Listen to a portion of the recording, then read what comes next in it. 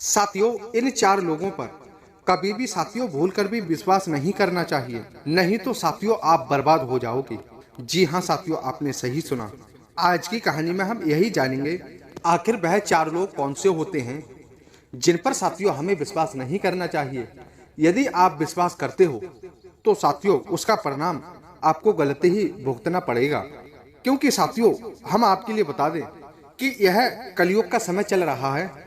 इसमें ना पता कौन दगा दे जाए और कौन कहां पर धोखा देना चाहता है।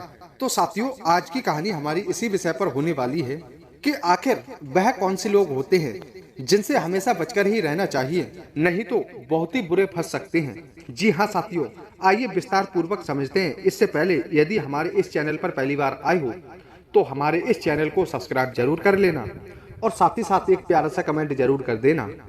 आइए साथियों देर ना करते हुए इस कहानी को प्रारंभ करते हैं। चाहे साथियों वह कितने भी गरीब हों, लेकिन इन लोगों पर कभी भी भरोसा नहीं करना चाहिए। साथियों किसी राज्य में एक ठग रहा करता था।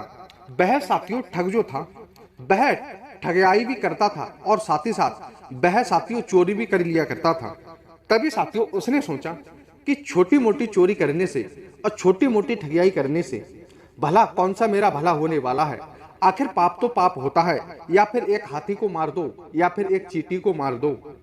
वह साथियों इतना सोच लेता है, चाहे मैं छोटी चोरी करूं या फिर बड़ी करूं, यदि जब मैं पकड़ा जाऊंगा तो मुझे जुर्माना तो उतना ही भरना पड़ेगा और उतनी ही मुझे सजा काटनी पड़ेगी। तो क्यों ना मैं बड़ी ही चोरी करूं।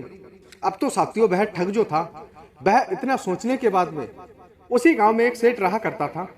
उस सेठ का खजाना लूटने का साथियों उसने प्लान बना लिया। जब साथियों उसने पहले से ही उस सेठ का घर देख लिया था।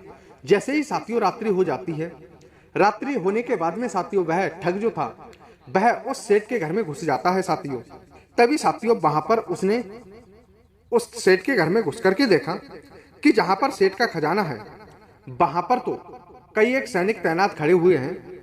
अब तो साथियों वह ठग जो था वह उन पहरेदार को देख करके कहने लगता है कि इन्हें तो बेवकूफ बनाना बहुत ही मुश्किल है। वह साथियों सोचने लगा कि यहाँ तो सैनिक पहरा दे रहे हैं, यदि मैं चोरी करने की कोशिश करूंगा तो मैं मारा जाऊंगा। यह सोच करके साथियों वह ठग जो था वह उस सेठ के घर से वापस आ जाता है। तभी साथियों एक बात आपके लिए बता दे, चोर ठग जो होते हैं वह साथियों किसी पर दया नहीं करते हैं, उनके लिए कुछ ना कुछ तो हाथ लगना चाहिए। तभी साथियों वह ठग जो था वह सोचने लगा कि आज तो मेरा हाथ खाली जा रहा है और मैं इस सेठ के घर से खाली हाथ जा रहा हूं, चलो इस घर से कुछ ना कुछ तो लेकर के जाता हूं। तो साथियों उसने सोचा कि चलो शायद सेठ जो है वह अपने कपड़े उतार कर सोता होगा, मैं सेठ के कमरे में जाता हूं। तभी साथियों वह इतना सोच करके साथियों वह सेठ के कमरे में पहुंच जाता है। वह साथियों यह सोच करके हैरान हो गया था कि साथियों सेठ जो था वह अपने बेड पर आराम से सो रहा था। उधर साथियों उसकी सेठानी जो थी, सेठ की धर्मपत्नी जो थी साथियों, वह कपड़े उतार करके उस सेठ के बराबर में बैठी हुई थी। साथियों अब तो साथियों वह ठग जो था वह उस सेठानी के जगने का कारण जानकर के साथियों हैरान हो जाता है। वह साथियों घबराने लगता है कि आखिर यदि इस सेठ की पत्नी ने मुझे देख लिया तो ना जाने आज मेरा क्या होगा। यह सोच करके साथियों वह वहीं पर एक दीवार की कोने पर छुप जाता है। वह उस सेठानी के सोने का इंतजार करने लगता है। साथियों तभी साथियों उसने कुछ देर बाद देखा कि आखिर वह सेठानी सोई है या नहीं। तो साथियों उसने फिर से उस कमरे में झांक करके देखा तो देखा साथियों कि वह सेठानी जो थी वह अब भी जाग रही थी। तभी साथियों जैसे ही साथियों वह दोबारा उस सेठ को देख करके अलमारी के कोने में छुपता है, तभी साथियों होता क्या है, उस ठग के हाथों से वह अलमारी पे रखी किताब गिर जाती है। साथियों उस किताब की आवाज को सुनकर के साथियों वह सेठानी अपने बिस्तर पर से उठ करके तलवार लेकर के साथियों वह बाहर की ओर आने लगती है। जैसे ही साथियों वह बाहर की ओर आती है तभी वह देखती है कि वह ठग एक कोने में छुपा हुआ था। जैसे ही साथियों वह देखती है तो वह सेठानी उस ठग की गर्दन पर अपनी तलवार रख देती है साथियों और उससे कहने लगती है कि कहो आप कौन हो, आज तू सच बता दे कि कौन है, वरना मैं आज तेरा गला काट दूंगी। अब तो साथियों वह ठग जो था वह पसीना पसीना हो जाता है, उसके पैरों तले साथियों जमीन खिसक जाती है। तभी साथियों वह हाथ जोड़ करके कहने लगा, हे शैतानी, मुझे बख्श दे दीजिए। मैं एक गरीब ठग हूँ और मैं ठगाई भी करता हूँ और कुछ चोरियां भी कर लेता हूँ। मेरा पेट ना पलने के कारण मैं कुछ चोरी करने के लिए आपके घर में घुसा था। यदि आप मुझे मार दोगी तो मेरे बच्चे क्या खाएंगे? मेरे घर पर खाने के लिए एक अन्न का दाना भी नहीं है। जो कुछ मैं चोरियां करके लाता हूँ उसी से मेरे घर वालों का पेट पलता है। मैं एक बात का वचन देता हूँ, यदि है शैतानी आज अगर आप मुझे छोड़ दोगी तो मैं आपके महल दोबारा कभी नहीं आऊंगा। आखिर मेरे भी छोटे छोटे बाल बच्चे हैं। यदि आप मुझे मार दोगी तो न जाने वह कहां कहां भटकेंगे। तभी साथियों इतने पर उस शैतानी के लिए दया आ जाती है और वह कहने लगती है कि हे ठग भाई, मैं तुझे छोड़ तो दूंगी लेकिन उसके पीछे मेरी एक शर्त होगी। तभी साथियों उस ठग ने पूछा कि आखिर वह शर्त क्या होगी। तभी साथियों वह कहने लगी कि मेरे साथ आपके लिए रात बितानी होगी, तब मैं आपके लिए यहाँ से जाने दूंगी, वरना मैं एक झटके में तेरा सर काट दूंगी। यानी कि साथियों वह अनोखी शर्त सुनकर के वह ठग जो था वह और ज्यादा घबरा जाता है साथियों। तभी साथियों वह ठग कहने लगता है, हे शैतानी, आप ये क्या कह रही हो? आप तो भला इस इतने बड़े घर की हो और मैं भला कहाँ गरीब ठहरा। तभी साथियों वह शैतानी कहने लगी कि अब मैं कुछ नहीं सुनना चाहती हूँ। अगर आपको आपकी जान प्यारी है तो यदि आप तुम जैसा करोगे मैं वैसा ही करूंगी। या तो आप करना चाहते हो या फिर मरना चाहते हो। अब तो साथियों उस शैतानी की ऐसी बातें सुनकर के उस ठग का और ज्यादा दिल दहक उठता है साथियों। अब तो साथियों वह ठग सोचने लगा, आज तो मैं बहुत बड़ी मुसीबत में पड़ गया हूँ। यदि मैं इस शैतानी की बात नहीं मानूंगा तो मैं मारा जाऊंगा। तभी साथियों वह ठग जो था वह साथियों तैयार हो जाता है और वह साथियों तैयार होने के बाद में वह उस शैतानी से कहने लगता है कि मुझे आपके लिए समय देना होगा, 10 मिनट का समय दे दीजिए, फिर आपके साथ जो चाहे वो करवा लेना। उसके बाद में साथियों वह शैतानी मान जाती है। अब तो साथियों वह उस 10 मिनट की छुट्टी पाकर के वह धीरे धीरे उन दरवाजों के पास में पहुंच जाता है जहां से साथियों उस सेठ के घर से निकलने का रास्ता था। अब तो साथियों जैसे ही वह ठग जो था वह उस सेठ के घर से बाहर निकलने लगा, तैसे ही साथियों कुछ तैनात सैनिकों ने उसे पकड़ लिया और कहने लगा कि कहो भाई आप कौन हो, यहाँ कैसे भाग रहे हो। तभी साथियों उस ठग ने सारी बात उस सैनिक को बता दी कि आखिर वह एक चोर है और वह चोरी करने के लिए इस सेठ के घर में आया था, लेकिन उसे शैतानी ने पकड़ लिया था और उस पर कुछ शर्त भी रखी थी। यदि आप मेरे संग एक रात बिताएंगे तो मैं आपको छोड़ सकती हूँ। यह सब साथियों उस सैनिक के लिए वह ठग बता देता है। अब तो साथियों सैनिक से कहने लगा कि हे सैनिक भाई, आप मुझे जाने दो, मैं अपने घर जाना चाहता हूँ। तभी साथियों वह सैनिक कहने लगा, नहीं भाई, तुम्हें वही करना होगा जो उस शैतानी ने कहा है, या फिर तुम जाओ उस सेठ के लिए अपने हाथों से मार डालो। अब तो साथियों उस सैनिक की ऐसी बातें सुनकर के वह ठग और ज्यादा डर जाता है साथियों। तभी साथियों वह ठग सोचने लगा कि पहले तो मैं बच सकता था, लेकिन अब मुझे लगता है अब मेरा जी पाना नामुमकिन है। अगर मैं यह बात उस शैतानी के लिए बताऊंगा तो वह भी मुझे मार डालेगी। अब तो साथियों उस ठग के लिए अपने चारों तरफ मौत ही मौत नजर आ रही थी साथियों। यह सुनकर के साथियों वह वापस से उस शैतानी के पास में गया और कहने लगा कि हे शैतानी, मैं आज की रात आपके ही पास बिताऊंगा और उस समय यदि यह सेठ नींद से जाग गया तो ना तो आप बचोगी और ना फिर मैं बचूंगा। यह सेठ जो है यह हम दोनों को मार डालेगा, इसलिए आपको एक काम करना होगा, आप अपने हाथों से इस राजा का सिर काट दो। यदि आप इतना कर सकती हैं तो आपकी शर्त मुझे मंजूर, वरना मैं आपके हाथों मरना पसंद करूंगा। तभी साथियों वह शैतानी कहने लगी कि चलो कोई बात नहीं है, मैं इस सेठ का सर काट देती हूँ। अब तो साथियों उस शैतानी ने अपने दोनों हाथों से तलवार पकड़ी और उस सेठ का सर धड़ से अलग कर दिया साथियों। ऐसा करते ही साथियों वह शैतानी जो थी वह बेहोश हो जाती है और चोर साथियों वहां से भाग जाता है। अब तो साथियों सुबह होते ही उस सेठ के द्वार पर हड़कंप मच जाता है कि आखिर सेठ के लिए किसी ने मार डाला है, लेकिन साथियों किसी को यह पता नहीं चला था कि आखिर उस सेठ के लिए किसने मारा है। तभी साथियों वह शैतानी भी जोर जोर से रो रही थी, लेकिन साथियों हम आपके लिए बता दें वहां पर किसी को नहीं पता था आखिर सेठ के लिए किसने मारा है। सिर्फ एक सैनिक को पता था कि आखिर सेठ के लिए खुद ही उस सेठ की पत्नी ने ही मारा है। तभी साथियों शैतानी कहने लगी कि मैं भी इस सेठ के साथ जाना चाहता हूँ। तभी साथियों एक सैनिक कहने लगा कि मैं भी इस सेठ के साथ जाना चाहता हूँ। तभी साथियों वह सैनिक कहने लगा कि हे शैतानी, मेरे एक प्रश्न का उत्तर दे दो और आप इस सेठ के साथ जाना चाहती हो तो आप भी मौत के घाट उतर जाओ। आप मेरे लिए सिर्फ इतना बता दो कि आपने सेठ को मारा या फिर उस चोर को मारा था। तभी साथियों यह सुनकर के वह शैतानी चौंक जाती है और वह कहने लगती है इसका मतलब इस सैनिक को सब कुछ पता है। तभी साथियों वह कहने लगती है कि हे सैनिक भाई, ना तो मैंने इस सेठ को मारा है और ना तो मैंने उस चोर को मारा था। यदि आप जानना चाहते हो कि इस सेठ के लिए किसने मारा है तो इस नगर के बाहर एक घना जंगल पड़ता है, वहां पर जाकर के आप पता कर लेना आखिर इस सेठ के लिए किसने मारा है। उसी घने जंगल में एक महात्मा जी रहते हैं। वह महात्मा जी इन रहस्यों को बड़े ही आसानी के साथ में आपके लिए बता देंगे। अब तो साथियों उस सैनिक के लिए यह जानना था, तो वह उस शैतानी की बताई हुई बात पर काबू रख लेता है और वह उसी जगह पर साथियों उसी घने जंगल में उन महात्मा जी की कुटिया पर पहुंच जाता है साथियों। तभी साथियों उस सैनिक ने उस संत महात्मा जी जो थे उनके पैर पकड़े और कहने लगे, हे महात्मा जी, मैं एक रहस्य जानने के लिए आपके पास आया हूँ कि मुझे एक प्रश्न का उत्तर दे दो कि आखिर उस सेठ के लिए किसने मारा था। अब तो साथियों वह ऋषि महात्मा कहने लगे, यदि आपके लिए यह कुछ जानना है तो आपके लिए मेरा कुछ काम करना होगा।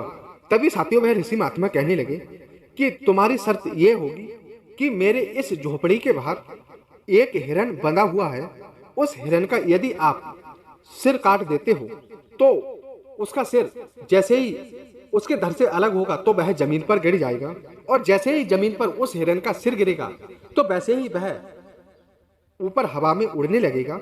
फिर उसके बाद में उस हिरन के सींग पकड़ करके आप लटक जाना। वह हिरन का सिर आपके लिए जहां ले जाएगा वहीं पर आपके प्रश्न का उत्तर आपको मिल जाएगा। अब तो साथियों उस सैनिक ने यही किया कि उसने उस हिरन का साथियों सिर काट दिया। जैसे ही साथियों वह हिरन का सिर कट करके जमीन पर गिरा वैसे ही वह हवा में उड़ने लगा साथियों। तभी साथियों उस सैनिक ने फिर साथियों पहरेदार ने उस हिरन की सींग पकड़े और वह उस हिरन के सिर के साथ में उड़ने लगा साथियों। तभी साथियों वह हिरन उस सैनिक के लिए एक ऐसी भयानक जगह पर ले जाता है जहां पर साथियों वह हिरन का सिर उतरता है। वहां पर तो साथियों उस सैनिक के लिए कुछ भी नहीं मिलता है। तो वह सैनिक अचंभित हो जाता है कि आखिर यहाँ पर तो कोई नहीं है, आखिर मेरे प्रश्न का उत्तर कैसे मिलेगा। वह जगह साथियों एक जादूगरनी की थी जहां पर साथियों एक जादूगर और उसकी बेटी रहा करते थे। तभी साथियों उस जादूगर ने सोचा कि चलो बाहर से कुछ खाने के लिए लाना चाहिए। तभी साथियों वह जादूगर उस गुफा से बाहर आता है। तभी साथियों बाहर आकर के उस जादूगर ने देखा कि वहां पर तो साथियों एक सैनिक तैनात खड़ा हुआ है। तभी साथियों उस जादूगर ने सोचा कि यदि मैं अपने जादू से इसको ही अपना शिकार अपना भोजन बना लूंगा तो मेरे एक वक्त का भोजन का ठिकाना चल जाएगा। यदि मैंने इसे जिंदा रखा तो यह सैनिक मेरे बहुत ही काम आएगा। अब तो साथियों वह सैनिक जो था वहीं पर कुछ देर खड़ा रहा।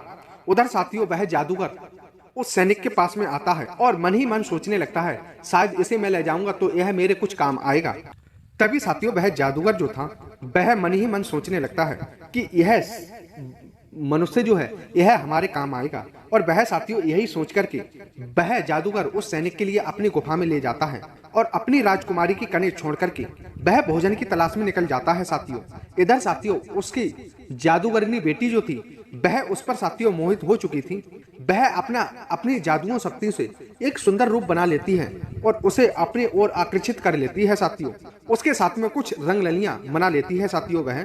तभी साथियों वह जादूगर जो था वह वापस से अपने गुफा में आया तो वह कहने लगा कि हे बेटी, मुझे कुछ गलत काम की दुर्गंध आ रही है कि कौन आखिर यह गलत काम करने की हिम्मत हमारे सिवा कर सकता है। अब तो साथियों वह जादूगरनी जो थी वह उन रहस्यों को छुपाती रही और अपने पिता से कुछ भी नहीं बताया करती थी साथियों उसके पिता जो थे वह जादूगर उस सैनिक को लेकर के गए थे। अब तो साथियों वह जादूगरनी उसके लिए जादू से एक भमरा बना लेती है और उस भमरे को साथियों एक कोने पर बिठाया करती थी। उधर साथियों वह जादूगरनी अपने पिताजी से कह देती है कि जिस सैनिक को आप लेकर आए थे वह पुरुष जो था वह यहाँ से गुमसुम हो गया है, वह ना पता कहाँ चला गया है। उधर साथियों वह हर रोज की तरह वह जादूगर अपनी पुत्री के लिए भोजन लाया करता था साथियों। अब तो साथियों धीरे धीरे ऐसे ही उसे कई दिन बीत जाते हैं। अब तो साथियों उस सैनिक के लिए अपने बाल बच्चों की याद आने लगती है साथियों। वह साथियों वहां से भागने की कोशिश करता, वह सैनिक वहां से नहीं भाग पाता है साथियों। अब तो साथियों वह एक दिन ऐसा होता है जब वह उस भमरा से सैनिक को इंसान बनाती है, तो वह कुछ काम के बहाने बना करके वह उस गुफा से बाहर निकल करके साथियों अपने घर आ जाता है। अब तो अपने घर आने के बाद धीरे धीरे साथियों समय बीतता गया। अब तो साथियों उस जादूगरनी लड़की की फिर से उस सैनिक के लिए याद आने लगती है साथियों, क्योंकि साथियों उस जादूगरनी की खूबसूरती उस सैनिक के लिए अब तो सोने नहीं देती थी साथियों। अब तो साथियों वह सोचने लगा कि आखिर उस जादूगरनी से मैं कैसे मिलूं। तभी साथियों यह सब सोच करके वह उस ऋषि महात्मा के पास में पहुंच जाता है और कहने लगता है, ऋषि महात्मा जी, जिस समय आपने मुझे पहले वहां पर भेजा था वहीं पर मैं दोबारा जाना चाहता हूं, और मैं वहां का रहस्य जानना भूल गया, इसलिए मैं वहां का रहस्य जानने के लिए दोबारा जाना चाहता हूं। तभी साथियों वह ऋषि महात्मा जी कहने लगे कि उस समय तो मेरे पास एक हिरन था, तो तुम उसके सींग पकड़ करके गए थे, अब तो मेरे पास हिरन भी नहीं है, आखिर अब तुम कैसे जाओगे, वहां तुम्हें मैं कैसे ले जाऊं। तभी साथियों वह सैनिक कहने लगा, तुम चाहे जो करो लेकिन मुझे वहां तक पहुंचा दो। तभी साथियों वह महात्मा जी कहने लगी कि यदि आप ज्यादा हट करते हो और जाना ही चाहते हो तो अपने बेटे के लिए मेरे पास ले आओ। अब सैनिक जो था वह साथियों यह सब सोच करके वह अपने एक बेटे के लिए उस महात्मा जी के पास में ले आता है साथियों। तभी साथियों वह ऋषि महात्मा जी कहने लगे कि जैसे तुमने उस हिरन का सिर काटा था वैसे ही अपने बेटे का सिर काट दो, और इसी तरह ही इसका भी सिर हवा में उड़ने लगेगा और इसका सिर पकड़ करके तुम वहां पर चले जाना। अब तो साथियों वह सैनिक जो था उस पर साथियों उस जादूगरनी का जुनून सवार था, एक लड़की का साथियों उस पर जुनून सवार था। वह अपने बेटे का सर काटने के लिए साथियों तैयार हो जाता है। जैसे ही साथियों उसने तलवार लेकर के अपने बेटे का सर काटना चाहा, वैसे ही साथियों उस ऋषि महात्मा ने उसका हाथ पकड़ लिया और उसने कहा कि अरे मूर्ख, वो विद्वान, कि यही तेरे प्रश्न का उत्तर है, चाहे यह गरीब कितना ही क्यों ना हो, इनके ऊपर कभी भी दिल खोलकर विश्वास नहीं करना चाहिए। तभी ऋषि महात्मा जी उस सैनिक को समझाने लगते हैं। तभी साथियों वह ऋषि महात्मा जी कहने लगे कि पहली बात यह है कि ना तो उस सेठ के लिए उस चोर ने मारा और ना ही उस सेठानी ने मारा, उसे तो सिर्फ वासना ने मारा था। जैसे तुम किसी लड़की के जाल में फंस करके तुम अपने बेटे का खून करने वाले हो, वैसे ही वह सेठ भी मारा गया था। इसलिए ऐसे मनुष्य से हमेशा दूरियां बनाकर रहना चाहिए जो अपने हवस के शिकार के लिए कुछ भी हद तक जा सकता है। दूसरा है, धन के लालच में कोई किसी की हत्या कर सकता है, इसलिए लालची आदमी से हमेशा दूरियां बनाकर रहना चाहिए। वह लालच के चक्कर में किसी भी हद तक साथियों जा सकता है। तीसरा मनुष्य वो होता है जो इधर उधर के प्रेम जाल में पड़ता रहता है, कभी इसके साथ में कभी उसके साथ में। तो ऐसे लोगों से हमेशा दूरियां बनाकर रहना चाहिए जो हमेशा प्रेम जाल में फंसता रहे, आज वो किसी और का है तो कल किसी और का रहेगा।